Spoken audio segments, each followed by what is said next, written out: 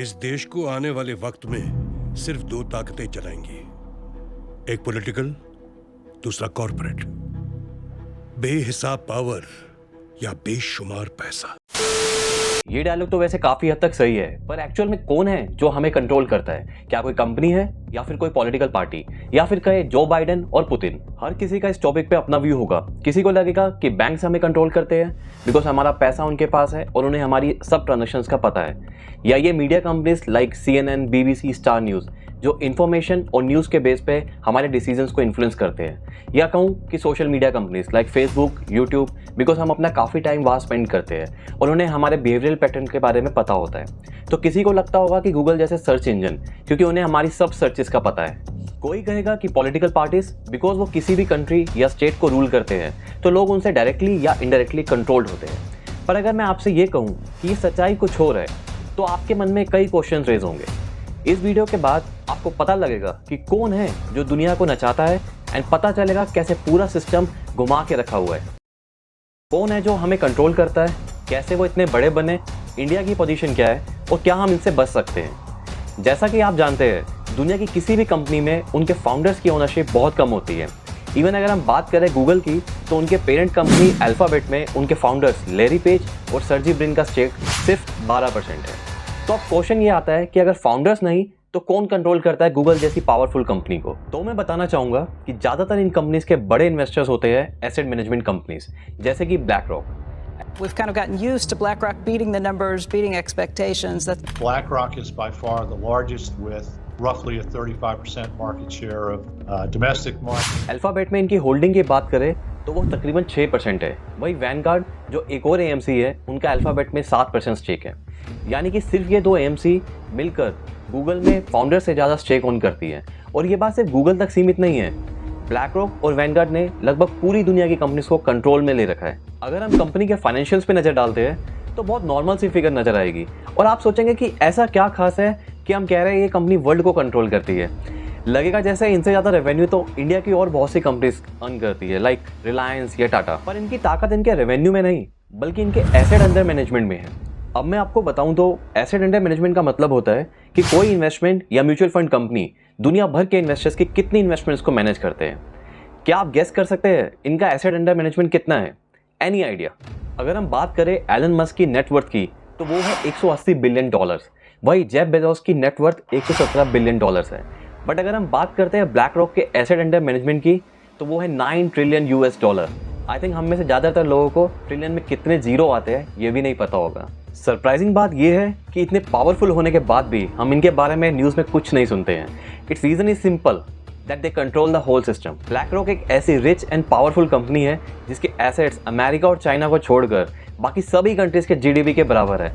इतना सुनकर ही आपको अंदाजा हो जाना चाहिए कि BlackRock क्या है और वो दुनिया पे अपना क्या डोमिनेंस रखते हैं। एक ऐसी कंपनी जिसका investment fossil fuel and forest destruction industries में सबसे ज़्यादा है, यानी कि वर्ल्ड में CO2 एमिशन के लिए ये सबसे ज़्यादा जिम्मेदार है। दे ओन एवरीथिंग, और जब मैं बात कर रहा हूँ एवरीथिंग, तो इसका मतलब इनकी ओनरशिप से बड़ी बड़ी कंपनीज में ही नहीं, बल्कि दुनिया भर की प्रॉपर्टीज और दूसरे टेंजिबल और इंटेंजिबल एसेट्स में है। तो आखिर ये इतने बड़े बने कैसे? BlackRock की कहानी शुरू होती है 1988 में, जब इसकी कमांड मिली इसके फाउंडिंग मेंबर लैरी फिंक को, जो आज भी इसके CEO है। BlackRock को अपनी पहली फंडिंग मिली थी ब्लैकस्टोन से, और जल्द ही ये कंपनी काफ़ी तेज़ी से आगे बढ़ने लगी, और 1999 में इन्होंने कंपनी का IPO लॉन्च किया, और फिर तब से लेकर अब तक इनकी ग्रोथ ने तो मानो सबको चौंका दिया। IPO के समय इनके एसेट अंडर मैनेजमेंट $165 बिलियन थे, एंड उसके बाद इनकी ग्रोथ की रियल जर्नी स्टार्ट हुई, और आज इनके asset under management approximately $9 trillion के है। यानी इंडियन इकोनॉमी के 3 टाइम्स के एसेट ये अभी मैनेज कर रहे हैं। 2008 के फाइनेंशियल क्राइसिस में जब दुनिया भर में हड़कंप मचा हुआ था, Traders saying this is the craziest day they have ever seen in these markets. Veteran traders saying they've never seen anything like it. The movement in oil prices so fast. The most serious recession in decades. And that means life, as most Americans know it, is about to change. तब US government ने इन्हें जिम्मेदारी सौंपी, क्योंकि उन्हें लगता था कि इनसे बेटर कोई और उनकी इकोनॉमी को नहीं संभाल सकता। और इसके बाद तो जैसे उन्हें वो लॉन्च मिल गया जिसकी इनको नीड थी, और 2009 में ये दुनिया की सबसे बड़ी एसेट मैनेजमेंट कंपनी बन गए। तो BlackRock ने लोगों को आखिर ऐसी क्या सर्विस दी कि ये इतने बड़े हो गए कि दुनिया भर की इकोनॉमी इन पे डिपेंडेंट है। एक्चुअली पहले लोगों के पास सेविंग्स होती थी, बट बैंक्स में कुछ इंटरेस्ट नहीं मिलता था, तो लोगों को समझ नहीं आता था वो इन पैसों का क्या करें। तब ब्लैक रॉक और उनके जैसी एएमसीज ने लोगों की सेविंग्स और पेंशन को मैनेज करना स्टार्ट किया, जिसमें वो लोगों के एक्स्ट्रा फंड्स को बड़ी बड़ी कंपनीज और प्रॉपर्टीज़ में इन्वेस्ट करते थे। और ये सब उन्होंने इतना एफिशिएंटली हैंडल किया कि उनके पास जो भी पैसा आता गया इन्वेस्ट करने के लिए वो बढ़ता ही चला गया। और फिर आता है इनके पास अलादीन का चिराग। जी हाँ, सही सुना आपने, बिल्कुल अरेबियन नाइट्स के चिराग की तरह इनके पास पोर्टफोलियो को एफिशिएंटली मैनेज करने के लिए एक सॉफ्टवेयर था जिसका नाम था अलादीन। ये अलादीन का चिराग भी बहुत पावरफुल था, जिसकी सुपर पावर का इनको बहुत फ़ायदा हुआ। धीरे धीरे अलादीन एफिशिएंट होता गया और फिर अलादीन का जादू कुछ ऐसा चला कि ये $14 का शेयर लगभग $800-900 तक पहुंच गया।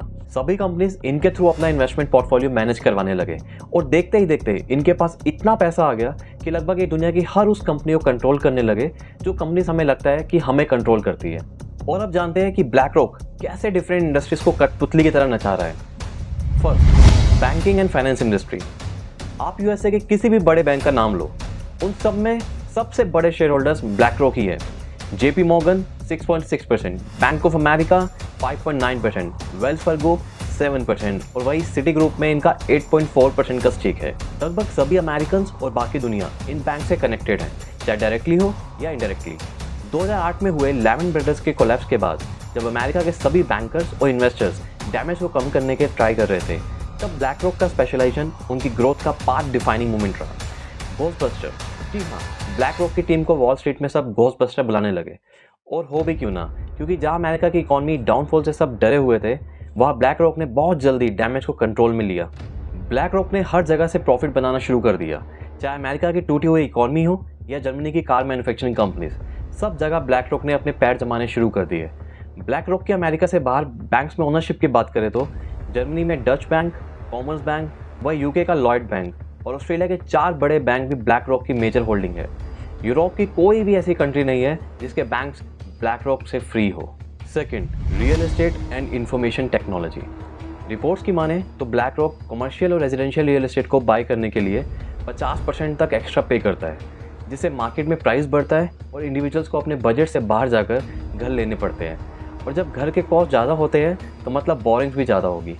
इससे बैंक्स को इंटरेस्ट रेवेन्यू बढ़ता है और ultimately black rock is profit sharing from the banks. इनका मीडिया एंड एंटरटेनमेंट कंपनीज पे भी इतना बड़ा कंट्रोल है कि आप सभी companies like Tesla, Facebook, Google, Amazon की न्यूज़ सुनेंगे, बट कहीं भी ब्लैक रॉक के बारे में कोई नहीं बोलता दिखेगा। तो आपको समझ आ रहा होगा कि सर्च के थ्रू जो भी आपका डाटा गूगल या फेसबुक के पास जा रहा है, उसे अल्टीमेटली कौन कंट्रोल करता है? जी हाँ, BlackRock. Third, contributions to global warming. अब आपको हैरानी हो रही होगी कि ब्लैक रॉक तो एक एएमसी है, तो कैसे ग्लोबल वार्मिंग के लिए रिस्पॉन्सिबल है? जनरली अगर हम रिपोर्ट्स की माने तो किसी और इन्वेस्टर्स के मुकाबले ब्लैक रॉक सबसे ज़्यादा ऑयल, गैस और थर्मल कोल रिजर्व्स को ऑन करता है। टोटल रिजर्व्स, इसका CO2 इमिशन तकरीबन 9.5 गीगाटन्स है, या यूँ कहें 30% of total energy related emission. I think अभी तक आपको समझ तो आ गया होगा कि ब्लैक रॉक और उनके जैसी बड़ी एमसीज दुनिया पे अपना क्या इन्फ्लुएंस रखते हैं। एंड ये बहुत रिस्की साबित हो सकता है, क्योंकि यहाँ पर अगर बहुत बड़ा डिक्टेटर आ जाता है जो दुनिया को अपनी उंगलियों पर चलाना चाहता है, तो दुनिया उसी तरह से चलने लगेगी। सिर्फ ब्लैक रॉक ही नहीं, बल्कि दूसरी asset management companies like Blackstone, Vanguard, Charles Schwab, ये भी दुनिया के लिए एक चिंता का कारण है। अगर हम इंडिया की बात करें तो हमारी पोजीशन ये है कि दुनिया के टॉप एएमसी में इंडिया की कोई भी कंपनी शामिल नहीं है। इसलिए बहुत ज़रूरी हो जाता है कि इंडियन कंपनीज को भी आगे आना चाहिए, ताकि हम बाकी कंट्रीज से अच्छे से कम्पीट कर सकें। बिकॉज यह बात सिर्फ पैसा कंट्रोल करने की नहीं है, बल्कि लोगों का बिहेवियर, उनकी चॉइसेस और उनके डिसीजंस को कंट्रोल करने की है। तो हम सब क्या करें? I believe nothing we can do. BlackRock जैसी कंपनीज इकोनॉमिक डेवलपमेंट के लिए जरूरी भी है। इन जैसी कंपनीज को फाइनेंशियल सिनेरियो से हटाना फूड चेन से टाइगर्स को हटाने जैसा होगा। And AMCs like black rock represent one of these functions. चाहे वो जितना भी बड़ा क्यों ना हो जाए, तब भी वो एग्जिस्ट करेंगे, बिकॉज वो वर्ल्ड इकोनॉमी के लिए बहुत इंपॉर्टेंट है। So we can conclude that there was, there is and there will be a BlackRock. नाम चाहे बदल जाए, बट कोई ब्लैक रॉक जरूर रहेगा।